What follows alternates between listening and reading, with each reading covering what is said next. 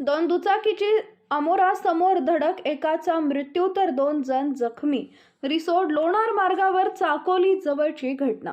दोन दुचाकीची समोर धडक होऊन यामध्ये एक जणाचा जागीच मृत्यू झालाय तर दोघे जण जखमी झाल्याची घटना रिसोड ते लोणार महामार्गावर ग्राम चाकोली जवळ दिनांक 14 फेब्रुवारी रोजी सकाळी 10:15 वाजता घडली.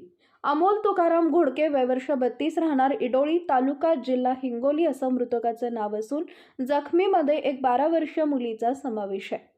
याबाबत मिळालेल्या माहितीनुसार हिंगोली जिल्ह्यातील इडोळी येथील अमोल घोडके हे आपल्या दुचाकी क्रमांक MH15GH00060 न लोणारच्या दिशेनं आपल्या काही नातेवाईकांना भेटण्याकरता जात होते.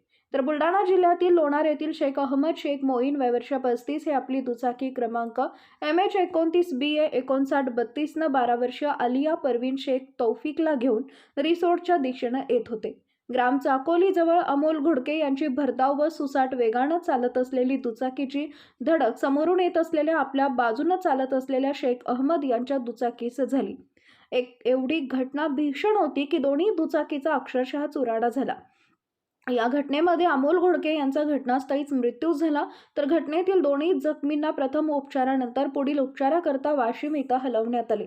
याबाबतची माहिती रिसोड पोलिसांना मिळताच रिसोड पोलीस स्टेशनचे ठाणेदार भूषण गावंडे यांच्या मार्गदर्शनाखाली पोलीस उपनिरीक्षक वसंत तहकीक, सुनील तिवाले, चालक प्रभाकर इंगोले, माधव इरतकर, होमगार्ड बांगरे यांनी घटनास्थळी धाव घेऊन घटनास्थळाची पाहणी केली.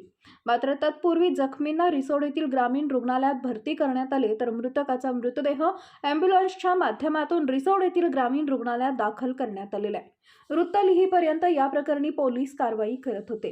केशव गरकळ, धुमाकूळ, महाराष्ट्र न्यूज, रिसोड प्रतिनिधी. आपल्या परिसरातील ताज्या आणि महत्त्वाच्या बातम्या पाहण्यासाठी आजच आपल्या धुमाकूळ महाराष्ट्र न्यूजला YouTube वर सबस्क्राईब करा आणि बेल आयकॉन प्रेस करा.